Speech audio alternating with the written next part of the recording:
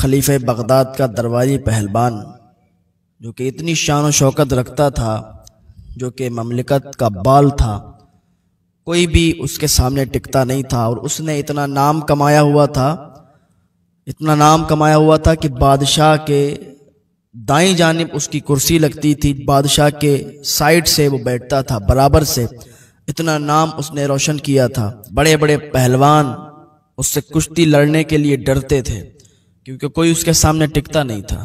ایک دن کی بات ہے کہ جنید بادشاہ کے سائیڈ سے بیٹھے ہوئے تھے اپنی شان و شوکت کے ساتھ، بادشاہ بھی بیٹھا تھا، جنید بھی بیٹھے ہوئے تھے کہ اسی دوران دروازے پر ایک لاغر کمزور انسان، بالکل دبلا پتلا اور چلنے میں بھی لڑکھڑاتا تھا، وہ اندر آنے کی اجازت چاہی تو دربانوں نے اسے دروازے پر ہی روک لیا۔ کیا بات ہے اور اندر کیوں جانا چاہتے ہو؟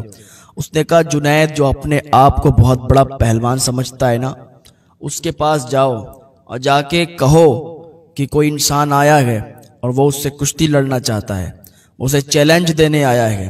جنید سے میں چیلنج دیتا ہوں کہ جنید سے کشتی میری کروا دو۔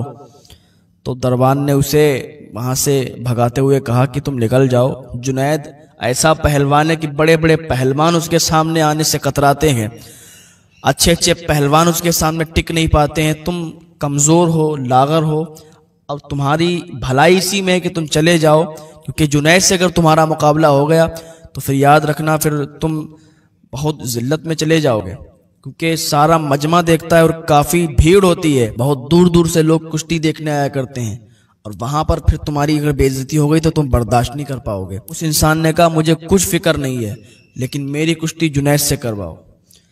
اندر دربان آیا، آنے کے بعد بادشاہ سلامت سے کہا بادشاہ سلامت، ایک لاغر کمزور انسان آیا ہوا ہے۔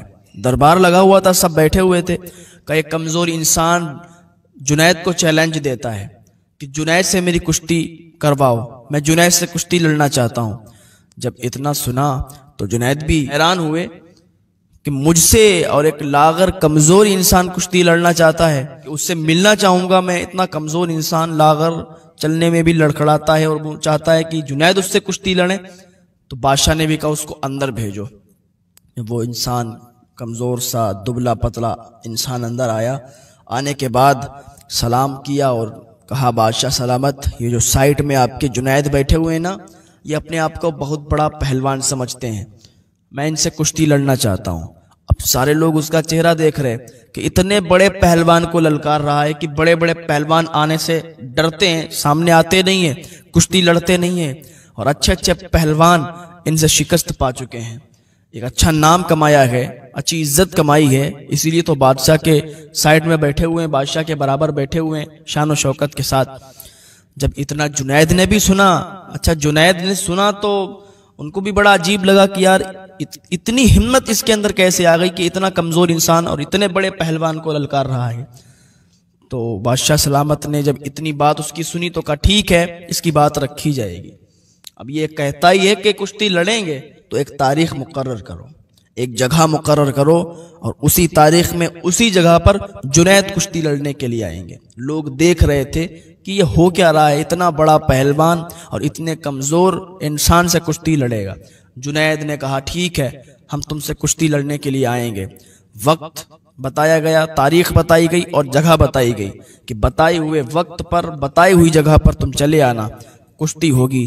اب تو پورے شہر میں، پورے علاقے میں ایک شہرت ہو گئی کہ جنید بہت بڑے پہلوان کے ساتھ ایک کمزور انسان کی کشتی ہونے والی ہے۔ ایک عام انسان جو کہ بالکل لاغر، بالکل کمزور، لڑکھڑاتا ہوا، چلتا بھی لڑکھڑاتا ہے، وہ اس نے چیلنج دیا ہے جنید کو۔ جب ایسی بات ہوتی ہے نا تو پھر پورے شہر میں مشہور ہو جاتی ہے۔ یہ بتائیے کہ اتنے بڑے پہلوان کے ساتھ اتنا چھوٹا انسان، کمزور انسان اگر کشتی لڑے گا تو ہر جگہ تو شہرت ہو ہی جائے گی کہ ایک بہت کمزور انسان کی اس بار جنید بغدادی سے کشتی ہے۔ سارے شہر میں مشہور ہو گیا، سب لوگ وقت مقررہ پر اسی جگہ پر آ گئے جہاں بتایا گیا تھا۔